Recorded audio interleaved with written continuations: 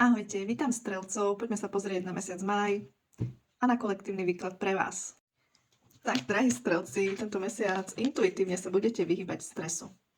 Vidím to tu, vyhýbate sa stresu, odpočívate, oddychujete, venujete sa možno svojim záľubám, ktoré ste už dávnejšie odložili bokom a snažíte sa starať o svoje telo.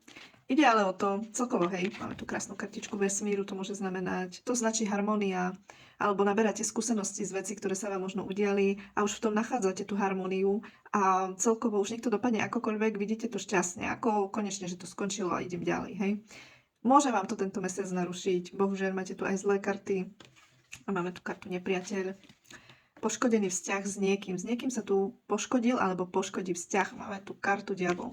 Takže máme tu aj kartu hnevu. Takže dávajte si pozor, aby vás z toho vášho krásneho detoxu niečo takto škaredo nevykoľajilo. Možno, nevidím tu zradu, ale vidím tu nejaký poškodený vzťah, ktorý vás proste ťaha dole a neviete sa tak ukľudniť a odpočívať tak, ako by ste chceli. Stále vás tu niečo ťaha dole. Nejaké blbé veci, čo sa dejú naokolo.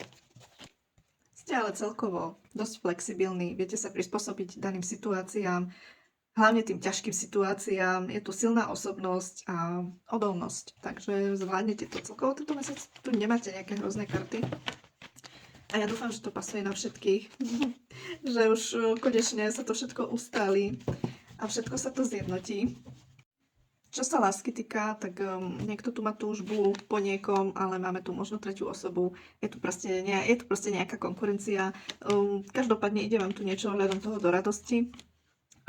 Tí zadaní, ktorí majú trvalý vzťah. U niekoho to pekne škrípe, je to medzi vami už dosť poškodené.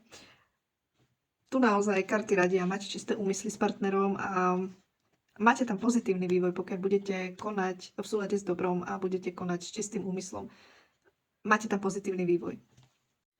Dokonca tu máte kartu dar, čiže môžete niečo dostať bez vášho pričinenia od partnera. Takisto tu máme krásnu kartu kotvy. Je to vlastne také puto, silná nádej a optimizmus. Takže držím palce.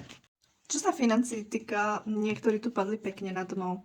Vidím tu nejaký veľký zvrat, nejakú veľkú zmenu, kde teda naozaj máte tu doslova až akoby znovu zrodenie. Tu vám ide niečo, máme tu štvorlistok, nejaká odmena za to všetko, čím ste si prechádzali, nejaká odmena, nejaká radosť. Máme tu obaločku, nejaká dobrá správa. Čo sa iných týka, čo možno týmto znovu zrodením neprechádzajú, zase kladete si príliš vysoké, možno nedosiahnuteľné ciele. Tu je treba si naozaj učiť nejaké menšie ciele a ísť krok po kroku.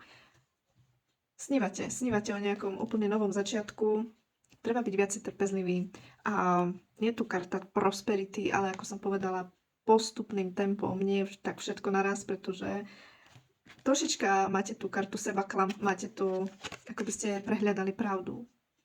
Skúste sa nad tým zamyslieť. Karta ilúzie, to je dosť veľký sebaklam a príliš vysoké ciele. Takže ja vám prajem všetko dobré tento mesiac. Budem veľmi vďačná za like a za follow. No a kto by mal záujem o osobný výklad, napíšte mi do správy. Ďakujem.